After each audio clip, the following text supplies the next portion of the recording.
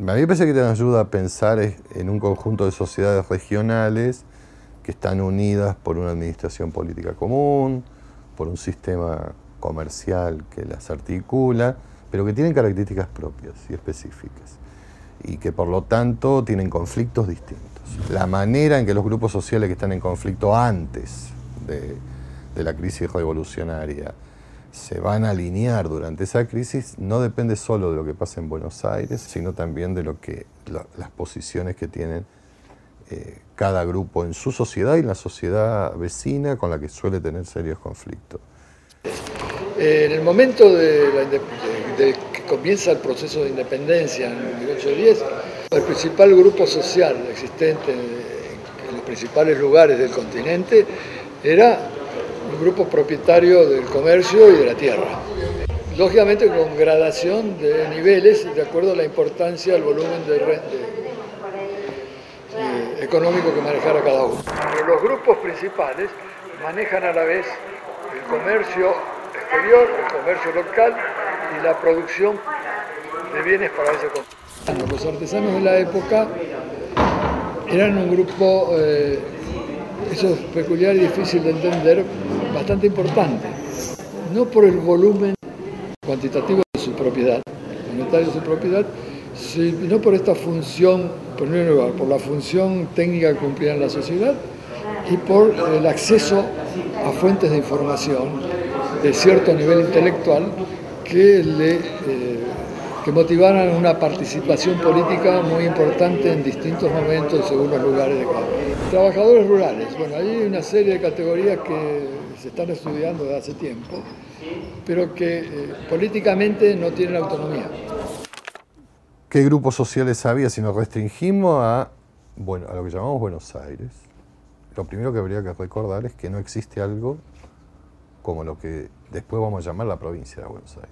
En todo caso, si hay una provincia de Buenos Aires en 1810 es la Intendencia de Buenos Aires. Es una ciudad con un área rural muy restringida que no llega más allá del río Salado, es decir, no tiene más de 200 kilómetros de ancho. En esa época la ciudad tiene más habitantes que el campo. Y eso es raro en el contexto latinoamericano de la época y da una idea de cómo es. ¿Por qué? Porque esa sociedad no vive del campo, sino sobre todo vive del comercio. Y del comercio sobre todo entre el mundo atlántico y el Alto Perú y en particular con Potosí. La otra característica notable de esa ciudad, que no es menor, es que por lo menos un 30% de la población o era negra, o era parda, o era mulata. De ese 30%, aproximadamente el 80% son esclavos. Entonces, es una ciudad donde el peso de la esclavitud y de los sectores afromestizos es decisivo. En el medio de esos dos sectores, que serían los de más arriba y los de más abajo, hay un conjunto muy heterogéneo, muy variable, de gente en posiciones intermedias, dedicado al artesanado, al pequeño comercio, a vincularse con el campo y comerciar con los productos rurales o vender cosas en la actividad rural. Pero es una ciudad que se mueve al ritmo de lo que se mueve el puerto, de la llegada de los buques, del comercio, del tráfico de esclavos. No vive de la actividad agropecuaria, sino se alimenta. En ese campo, por lo tanto, donde la economía no depende de la actividad agropecuaria y de la producción ganadera, hay una población muy heterogénea. En su mayor parte esa población proviene del interior, y esto es algo que suele olvidarse. Más de la mitad de la gente hacia 1815 que vive en el campo ha nacido en Córdoba, en San Luis, en Tucumán, en Paraguay, en Corrientes, no ha nacido en Buenos Aires. Pero como Buenos Aires la sociedad es más móvil, más libre, son considerados, como se dice en la época, españoles. Y esto es un dato importante porque el 10% aproximadamente son esclavos, pero el 82% son considerados blancos. Con lo cual, ser blanco en el campo no da posición social preeminente.